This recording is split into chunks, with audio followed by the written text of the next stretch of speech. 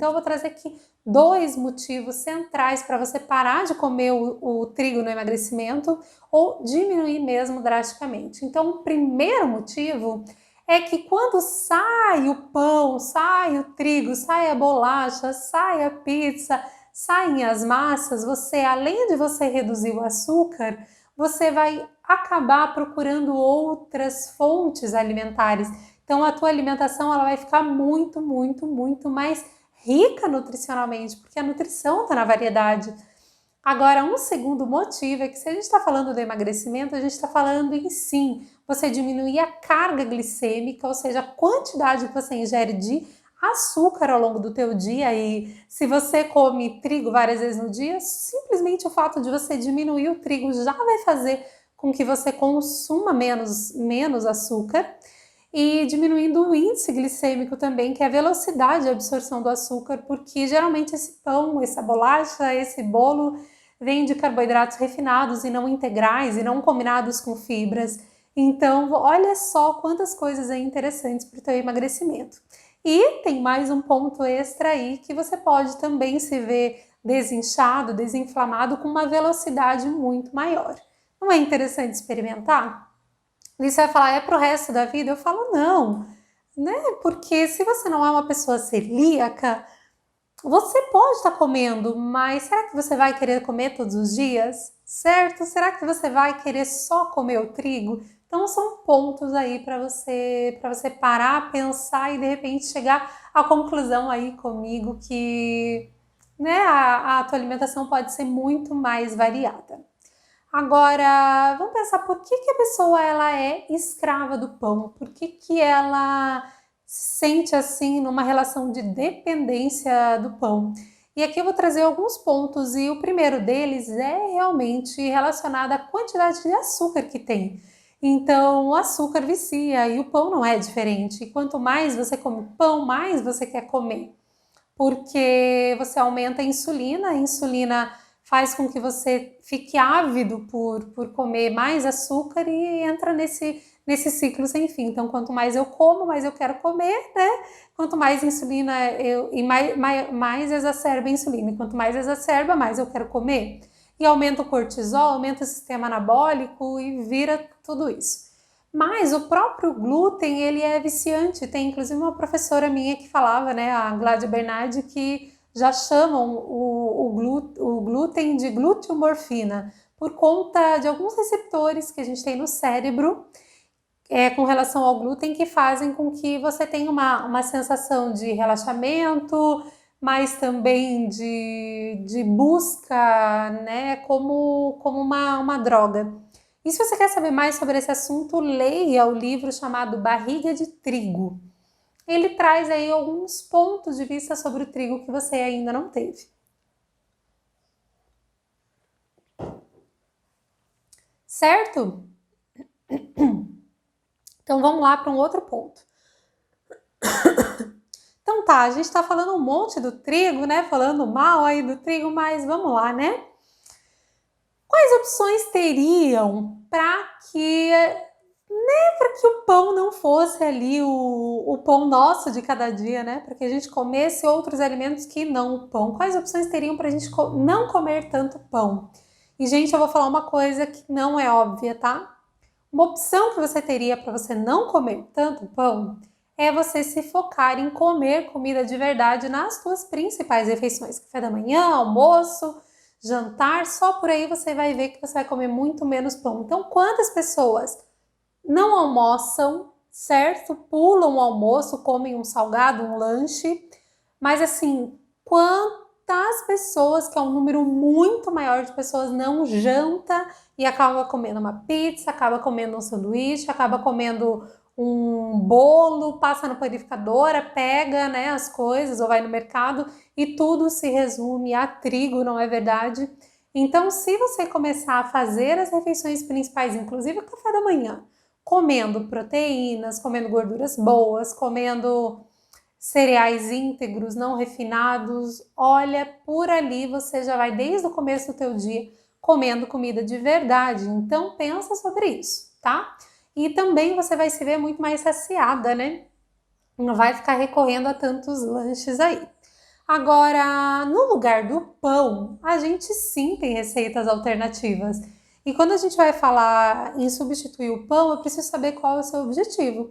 Porque pode ser a manutenção do peso, como pode ser o emagrecimento mesmo. E se for o emagrecimento, a gente vai ter que substituir esse trigo por alimentos que não tenham açúcar, certo? Então não adianta nada você substituir o pão de trigo por pão de arroz, pão de, né, pela tapioca, por pão de fécula de batata, por pão de milho, por pão de batata doce, sendo que tudo isso acaba tendo uma quantidade muito grande de açúcar. Então, para o teu corpo, ele não vai diferenciar depois que você comeu se aquela caloria extra vai vir de um trigo ou se vai vir de um alimento sem glúten. Ele vai acabar transformando a caloria extra em gordura caso você não consiga queimar.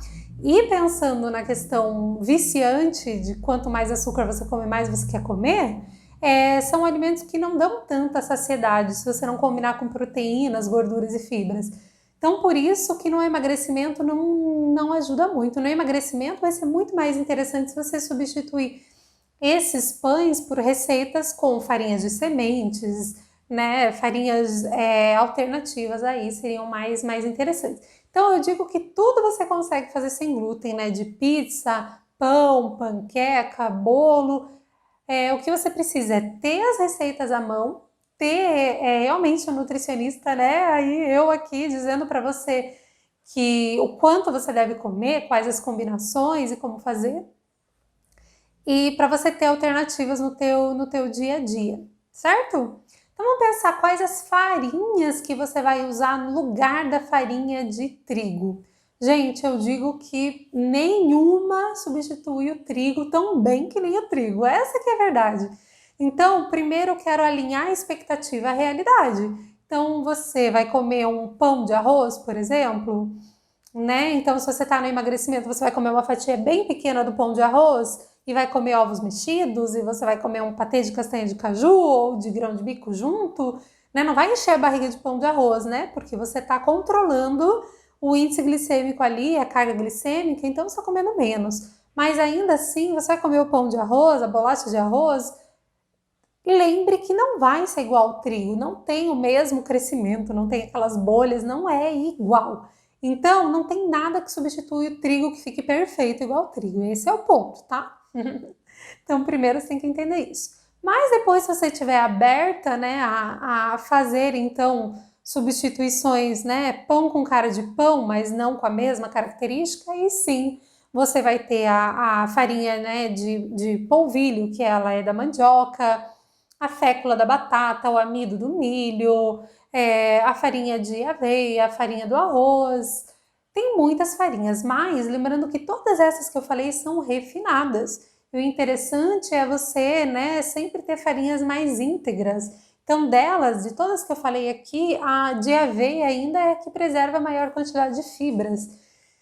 Então, seria aí para você pensar, eu, por exemplo, gosto muito de fazer bolos, em que nos bolos eu substituo o trigo pela farinha de aveia e fica super bom, o bolo fica super fofinho, porque o ovo, né, ele ajuda na liga, então não necessariamente precisa do glúten para dar a liga ali, então fica tudo de bom. Agora, se a gente está falando em emagrecimento, aí é bom você pensar em farinhas que tenham menos açúcar, então como a farinha de coco, né, uma farinha muito boa, farinhas de fibras como o psyllium, o farelo de aveia, a própria aveia, as farinhas de sementes todas que tem muito pouco carboidrato, farinha de amêndoas, farinha de linhaça, farinha de girassol, farinhas que você mesma pode fazer na tua casa, moendo as sementes.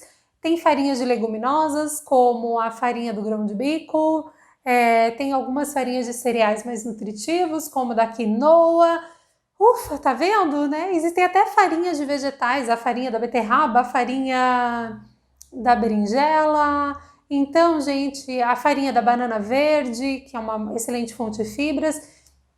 Então, você vai usando essas farinhas todas e combina. Então, uma receita muito boa é você usar um ovo e 2 colheres dessas farinhas e um pouquinho de sal, né? Se você for fazer salgadinho, bate bem e faz como se fosse uma panquequinha, fica ótimo, substitui muito bem algo que você vá, né, quentinho comer, salgadinho, dá para passar uma manteiga, dá para colocar um patê de recheio e fica super bom. Então, por exemplo, uma receita bem prática é um ovo, uma colher de farinha de amêndoas, uma colher de farinha de linhaça, fica um pão funcional maravilhoso. Certo? Que você faz em 1 minuto, que é mais rápido, inclusive, do que você ir lá e comprar o pão, né? Gostou dessa dica? Então vamos lá. Agora, isso é para você viver sem pão, né? Isso é para você viver sem pão. Mas pode ser que você não seja a pessoa que quer viver sem pão. Você ainda tem o teu hambúrguer favorito, a tua pizza favorita, ainda tem o bolo de um lugar favorito. Ok, o que que você faz? Você tira, gente, o trigo do todo dia. Você coloca todo dia a mandioca, o arroz, comidas de verdade que tem uma variedade nutricional aí. E daí você deixa essas comidas lá para tua refeição livre mesmo, em que você já vai comer e pronto. Tá vendo como o efeito no intestino não vai ser tão ruim do que se você comer esse trigo todo dia, várias vezes no dia? Então é um ponto aí para você fazer as pazes com o trigo, se propor a comer no aniversário, se propor a comer num final de semana, enfim, ser livre para comer o pão e não ser escrava dele. Porque você concorda comigo que você passa a ser escrava do pão quando você só pensa em pão, quando você só compra coisas que tenham trigo, quando você não diversifica, né? Você não traz variedade, parece que o pão manda em você e você não, né? Não manda no pão. Então é por tudo isso que eu expliquei com relação à glicemia e também aos estímulos que o pão traz, certo?